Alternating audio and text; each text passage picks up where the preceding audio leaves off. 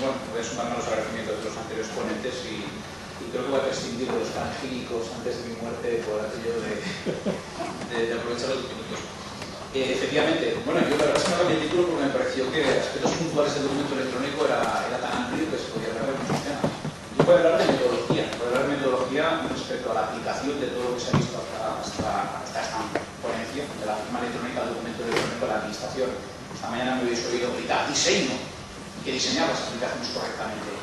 Y posteriormente se habla de evidencia electrónica. Todo ello está terriblemente relacionado con el documento electrónico y todo ello está terriblemente relacionado con la firma electrónica porque esencialmente eso es lo que sabemos hacer en la administración pública. Sabemos producir documentos.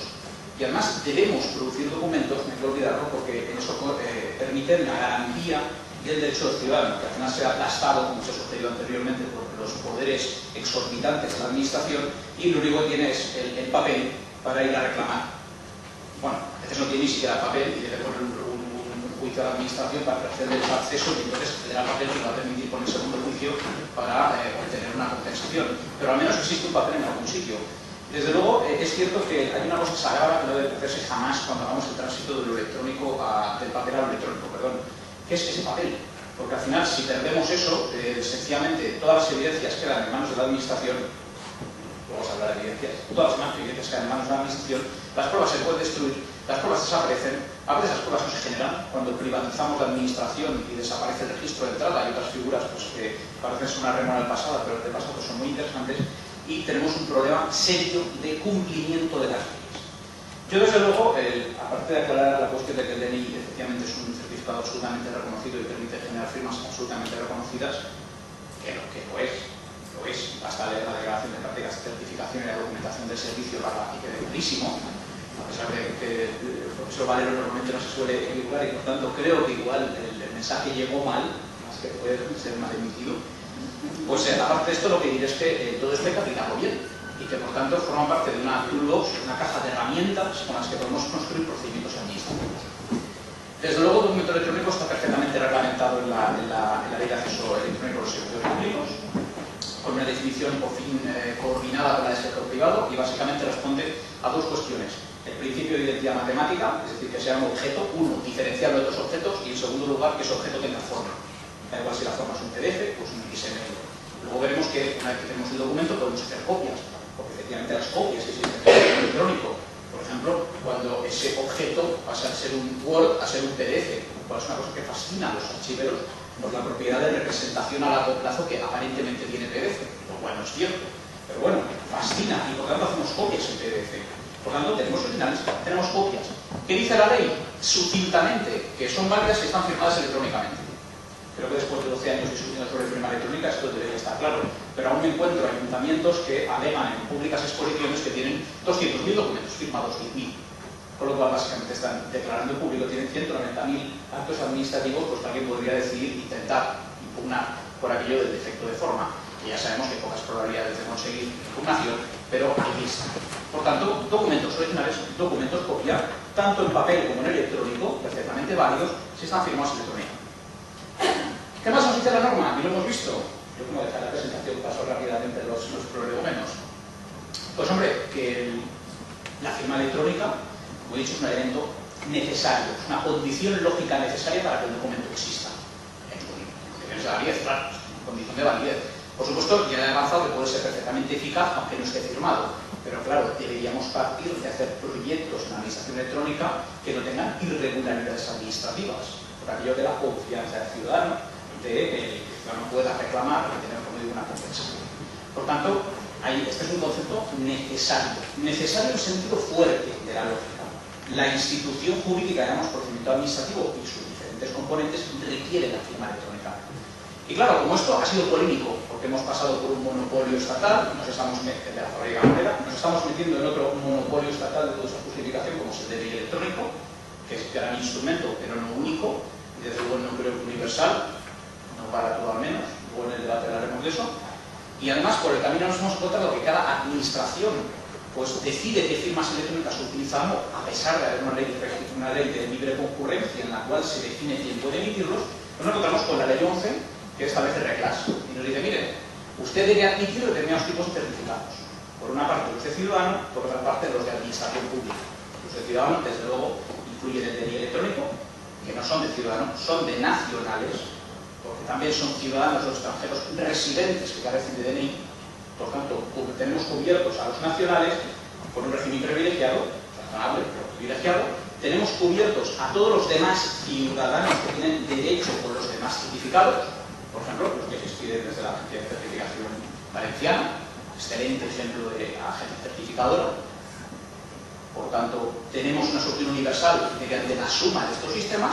Podemos dar certificados a personas jurídicas, podemos dar certificados a entidades y personalidad, a pesar de lo que se ha comentado aquí. Pueden funcionan en el ámbito tributario, la ley ha admitido que se pueden utilizar, y desde luego podemos cubrir el espectro de necesidades de identidad y necesidades de firma de los ciudadanos.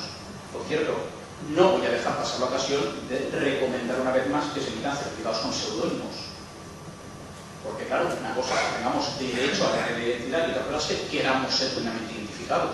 Yo recuerdo un proyecto donde los psicólogos de prisiones se negaban a firmar electrónicamente los informes de cambio de grado penitenciario por aquello de que la modalidad de transporte del expediente administrativo es que lo lleve el preso. Y claro, lógicamente, en el papel actual no se pone su nombre, apellidos y DNI, sino que se pone un número que evidentemente el preso no sabe relacionar con el psicólogo concreto que le evalúa. Luego, atentos, porque no se ha agotado el espacio en absoluto para nuevas formas de identificación facial, donde está absolutamente justificado. Y no me voy a referir a las policías locales o a las policías autonómicas o otros cuerpos y fuerzas de seguridad del Estado, porque resulta evidente que determinados escenarios necesitan. Por tanto, a esa lógica de multiplicidad responderá. Evidentemente se establecen reglas para comunismo, para ciudadanos y para administración. Muy importante la regla del artículo 21.1 de la ley 2007, que tampoco puedo evitar sacar a colación. Resulta que este artículo establece el derecho de admisión de los certificados digitales, de forma que la administración no es verdaderamente libre de decidir qué certificados utiliza o qué certificados no utiliza, sino que está obligada a admitir determinados tipos de certificados, en concreto todos los que sean reconocidos, porque tienen garantía de identidad, que puedas utilizar por ser tecnológicamente compatibles contigo, lo cual es una norma básica de interoperabilidad que se cumple en tanto en cuanto todos los prestadores de este país utilizan el mismo estándar tecnológico, y finalmente que el coste de uso sea gratuito. Régimen que, por cierto, anticipo para otras instituciones electrónicas como puede ser la notificación, donde vamos a asistir a la aparición de múltiples sistemas de notificación, como lo hay, por ejemplo, donde el sector público pues, va a dejar de ser monopolista en el suministro de sistemas para comunicarse con los ciudadanos y va a tener que aceptar también que los ciudadanos pueden elegir ser notificados con sistemas, por ejemplo, de tercera parte no controlados por la administración. Ya veremos quién paga, probablemente en este caso la administración le derivará el coste al sector privado, pero indudablemente es una vía que está reconocida en la ley y parcialmente, de hecho, también en la nueva reglamentación estatal. Con lo cual, atentos porque firmas para unos, firmas para otros, necesidad de reconocer las cosas. Claro, ¿todo esto cómo lo llevamos a la práctica? ¿Cómo lidiamos con esta enorme complejidad? Porque al final este es el problema que nos encontramos. Pues hombre, si cogemos la ley 11, con todas las obligaciones documentales que tiene, todas las obligaciones de seguridad que contiene, todas las obligaciones de firma que contiene, todas las obligaciones de archivo que contiene, y la intentamos aplicar a un caso concreto, normalmente lo primero que sucede es que nos perdemos un poco. Y entonces no sabemos muy bien cómo proceder.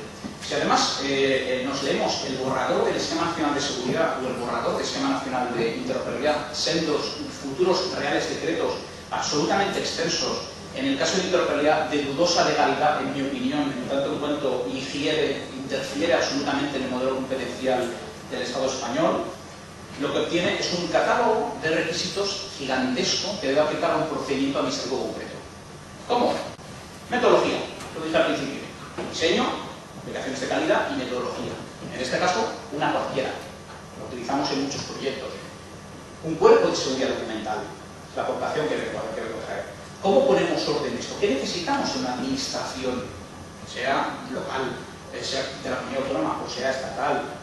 O en un caso de trámite interno o con el ciudadano, pues poner un poco de orden.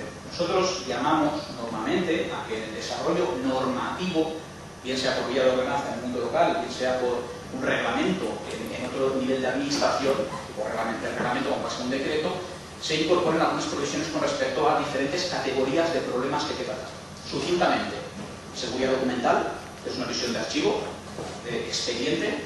Mire, mi resolución sancionadora, ¿qué nivel de seguridad requiere? ¿Cuántas firmas requiere? cuánto grado de evidencia electrónica va a requerir, por ejemplo, o bien mi comunicación al ciudadano, qué nivel de seguridad requiere. Normalmente veis que hay una asimetría importante entre los documentos de la administración que debe custodiar frecuentemente durante muchos años y los documentos que damos al ciudadano.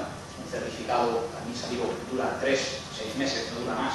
En cambio, una resolución de un expediente de licencia de gas puede durar muchos años, por tanto hay una asimetría y tendremos que normar algunos imponderables que eso nos va a dar con respecto a cada tipo de documento concreto de cada expediente concreto. Si bajamos un poco, tenemos el problema de la autenticación. Aquí se ha mezclado un poco el debate de yo me identifico con mi firma electrónica o yo firmo con mi firma electrónica. Entonces son discursos diferentes. Desde luego lo que se utiliza es un certificado. A veces es el mismo, a veces son certificados diferentes. Yo tengo un derecho a identificarme frente a la administración para acceder a mis documentos y tengo la obligación de firmar. Fijaos que además el discurso es completamente diferente. Mientras uno es un derecho, pero otro es una obligación. Por lo tanto, tenemos que establecer normas de autenticación. Normas que digan, por ejemplo, con qué certificado cada uno se puede autenticar y para qué, con qué nivel de seguridad puede acceder a cada tipo de información y alinearlo con la legislación de protección de datos personales. Esto es relativamente importante para resolver muchos de los problemas que nos vamos encontrando cuando queremos bajar toda esta normativa compleja a la tierra. Norma de firma electrónica, por cierto, obligatoria desde que se apruebe el Real Decreto que crea el Esquema Nacional de Seguridad. Va a ser obligatorio para las administraciones públicas que dispongan de una política de firma electrónica donde detallen todas las condiciones técnicas, jurídicas, organizativas, semánticas y de conservación a largo plazo de los documentos que produzcan firmados electrónicamente. Claro, aquí es donde nos aparece un poco un segundo nivel. Si en un lugar hemos regulado, por ejemplo, el objeto documental que llamamos receta electrónica, estamos en Cataluña, pues ya se ha hecho, en este segundo nivel lo que regulamos es la competencia legal de alguien en un rol concreto, médico, para producir este objeto documental. Y por tanto, aquí establecemos que no vale cualquier certificado para producir recetas. Pues señores, un DNI no vale para firmar recetas electrónicas, por mucho DNI que sea, o por mucho sistema de firma electrónica de máximo que sea. Lo que necesitamos garantizar es que es médico. Y además, no solo que es médico, que está en un hospital o está en un centro de asistencia sanitaria del sistema público. Porque en este caso la receta tiene reembolso económico. Por tanto, ponemos un sistema de doble firma. Firma del humano llamado médico recetando, firma del centro de salud donde está trabajando, enviando la receta para que se capte en el sistema, porque así el sistema paga. El Sistema Nacional de Salud asume la receta como propia. Y diferenciamos al médico que está trabajando en el sector público por la mañana del médico que trabaja por la tarde en su consulta. Luego, esto lo reglamentamos en forma de política de firma electrónica. Realmente muy necesario para que la cosa funcione. Y aquí ponemos cosas como, bueno, pues, qué controles aplicamos a los tipos documentales, por ejemplo, para que no nos pueda pasar lo que yo comentaba esta mañana. ¿Qué garantías puede tener yo de que este PDF no va a ser alterable sin que la firma se rompa? Por ejemplo, pues esté bien configurado. O cuando yo utilizo una aplicación que guarda datos en base de datos, ¿qué controles voy a aplicar para poder representar mi juicio, por ejemplo, caso tenga un problema, ese documento que ha sido firmado y que consta en forma de datos dentro de un almacén de datos en la administración pública? Por lo cual, como podéis ver, pues tiene una cierta complejidad, pero lo que sí que es cierto es que establecer estándares nos va a ayudar a que esto funcione. E incluso, en ese trabajo comentaba Sergio Urius anteriormente, pues bueno, que actos son automatizables y por tanto qué nivel de firma electrónica requieren y cuáles no. Por ejemplo, en el trabajo que hemos realizado hemos llegado a poner controles particulares para que no te puedan robar el sello de actuación administrativa automatizada. Imagina que apareciera el sello del alcalde de una corporación, de un alcalde, pues en eBay y fuera subastado pues para poder producir documentos administrativos falsos. Por cierto, con las normas del Real Decreto Estatal y del Esquema Nacional de Seguridad probablemente podrá suceder, porque no es obligatorio que los sellos estén en hardware, con lo cual serán robables. Espero que nos pase a vosotros, pero normarlo, porque si no lo norma nadie, probablemente cualquier informático bien intencionado, siguiendo la administración superior que quiere hacer un proyecto, nos pondrá un certificado de sello en un ordenador que eso no podrá ser robado. Por tanto, hay que bajar a este nivel de normas concretas lo que pongamos en los hipotéticos reglamentos de desarrollo de la norma. Política, firma electrónica. Lo mismo para cifrado, solo que en este caso es una perspectiva lo que depura, aquello que enviemos que por legislación de protección de datos personales debe estar particularmente protegido, debe estar cifrado, también se hace con certificados. Otro uso que el DNI no permite, por cierto, ya que estamos, los certificados de DNI electrónico no llevan funcionalidades de cifrado. Por tanto, la policía le ha dado a su personal un carnet profesional como algo pautino, además del DNI, y los funcionarios de la policía llevan dos tarjetas, por supuesto, la de ciudadano y la otra. Y, por supuesto, norma de evidencia electrónica. Es decir, no basta con firmar los documentos, no basta con que las aplicaciones sean buenas, no basta con que tengamos todas las normas de uso para cada tipo documental. Hace falta que guardemos las pruebas. Igual que en el mundo papel sabíamos que si el papel se mojaba se perdía la evidencia que representaba, en el mundo electrónico debemos mantener criptográficamente la validez de los documentos a lo largo del tiempo. Disciplina compleja, pero que se puede hacer. Finalmente, por debajo, y con esto acabo, norma de certificación, qué certificados admito, qué certificados no admito, en qué casos, por ejemplo, utilizarlos de seudónimo, la participación política, ¿por qué no? Consultas populares, en qué caso voy a exigir que conste el NIF o el DNI o cualquier otro tipo de identidad real dentro del certificado, cómo los voy a custodiar, cómo los voy a utilizar, normativa de gestión de claves, cómo voy a proteger mis claves de sellos de órgano que están instalados en ordenadores de la administración y que permiten actos automáticos para que no la roben, cómo voy a custodiar las claves de las sedes electrónicas que también están instaladas en servidores desatendidos y que pueden hacer actos de publicación, y finalmente por debajo, alineado con el esquema de seguridad, qué algoritmos criptográficos voy a utilizar para que todo esto dure. Porque hoy en día pues, todavía hay gente que está produciendo algunos documentos cuyo periodo de validez, matemáticamente hablando, y por tanto su valor evidencial es muy breve, pues están utilizando algoritmos débiles. Y esto, en términos prácticos, significa que podemos producir fiscalización más fácil. Luego, alineado con el desarrollo de software de calidad por parte de la administración pública, que entiendo que es vuestra principal obligación, producir software de calidad, y alineado con la legislación, deberéis coger los procedimientos concretos, aplicar la reglamentación oportuna, producir los estándares adecuados, supongo que en Valencia con la inestimable ayuda de la agencia de referencia, indudablemente, porque esa es una gran función que tienen las certificadoras, ser centros de competencia y excelencia técnica para estos asuntos. Como digo, todo esto, programar, instalar, explotar el sistema y confiar en que nada se haga mal. Y con esto, pues, muchas gracias.